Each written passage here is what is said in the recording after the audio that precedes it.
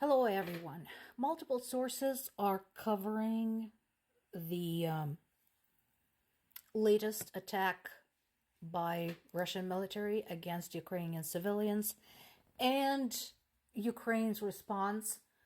Again, our air defense systems are doing an amazing job, but nothing is perfect, and some things do end up reaching the ground and reaching their targets.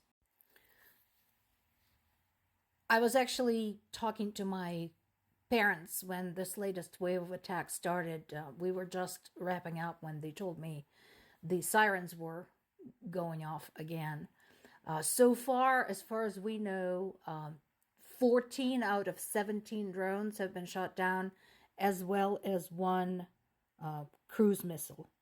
So that's going on. And once again, they've been doing these kind of multi-hour, massive strikes directed at as much as possible.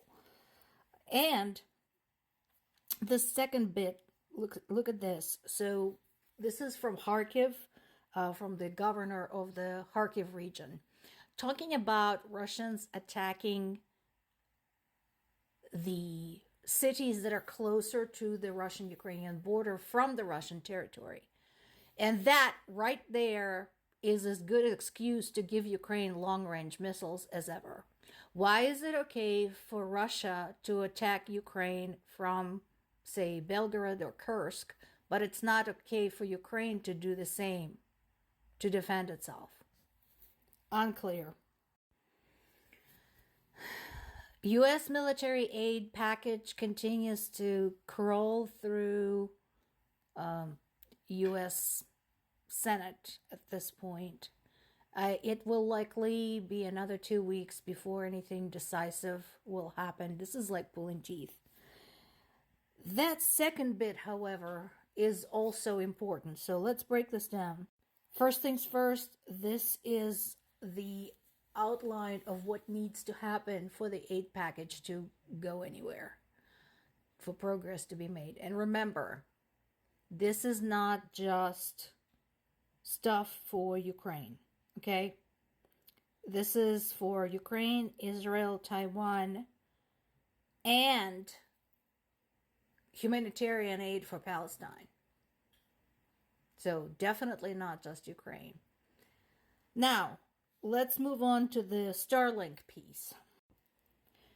Back in 2022, when Ukraine severed ties with Russia for obvious reasons, and thus lost some of the connection to Russia's internet services, Elon Musk stepped in, thank you very much, and offered Ukraine some Starlink terminals to provide Ukraine with internet connection, including Ukrainian military. If you recall, there was this big scandal in which Ukrainian military found itself deaf, mute, and blind because apparently Starlink was not activated for them as they were preparing a major operation against Crimea, against Russian troops in Crimea. At the time, Musk's excuse for this was that he was afraid that Russia would have a nuclear response. I hope I don't need to explain to anybody why one person, no matter how much money they have, should not be the one making that decision. But that's what happened. So since then, Starlink terminals have been delivered to Ukraine and have been used. But, of course, geographically, situation has changed because some of Ukrainian territory has become occupied by Russians. And the conversation we're having right now is that now those Starlink terminals are being used in the occupied territories. Now, Starlink is vehemently denying ever operating or selling Starlink terminals in Russia. Musk is also denying that any Starlinks have been sold to Russia. However, they don't have to have been sold to Russia. It's if there were any Starlink terminals in those occupied territories, then Russia simply took them. And that's what's going on. So, Elon Musk always portrays himself as this technical genius. Surely,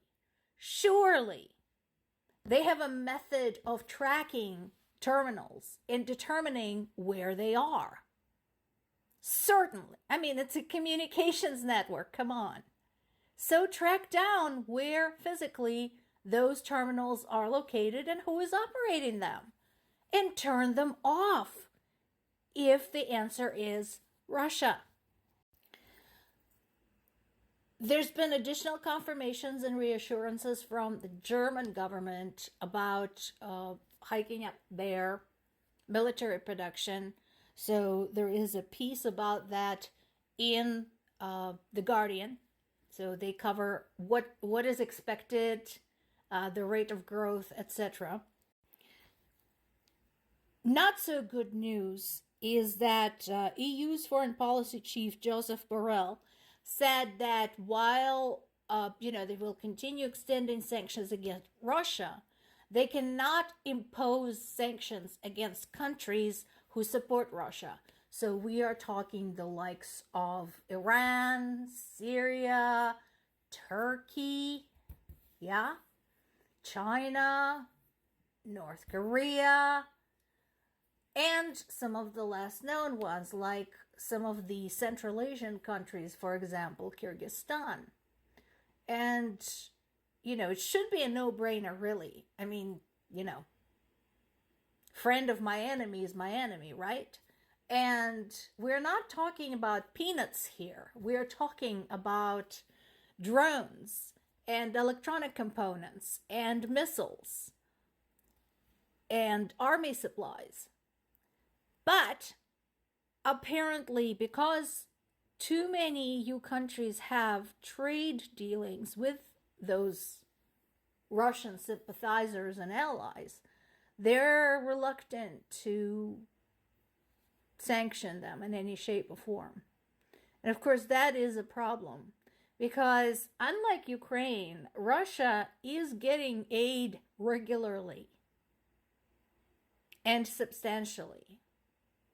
Those countries don't let those decisions linger for months. When Putin says, send me missiles, they do. So that really tips the scale and not in the direction we would like. Finally, there is an article in Kyiv Independent. If you're following the changes in Ukraine's military command, this is a good article basically listing, in addition to the, army chief changes, listing other people who have been appointed. And again, the concern is experience and approach. One of the major praises to General Valery Zaluzhny, who just resigned, was that he was very cunning and very clever and very cool under pressure and liked to keep his cards close to his chest because he was able to carry off operations that were rather large in scale and dealt significant damage, but they were successful because nobody knew about them except for the people immediately participating. Concern about the new chief's, Alexander Syrskiy's approach, is that he tends to just barrel forward no matter what. And that is applicable and appropriate in some cases, but not in all cases. So it remains to be seen how things go from this point on.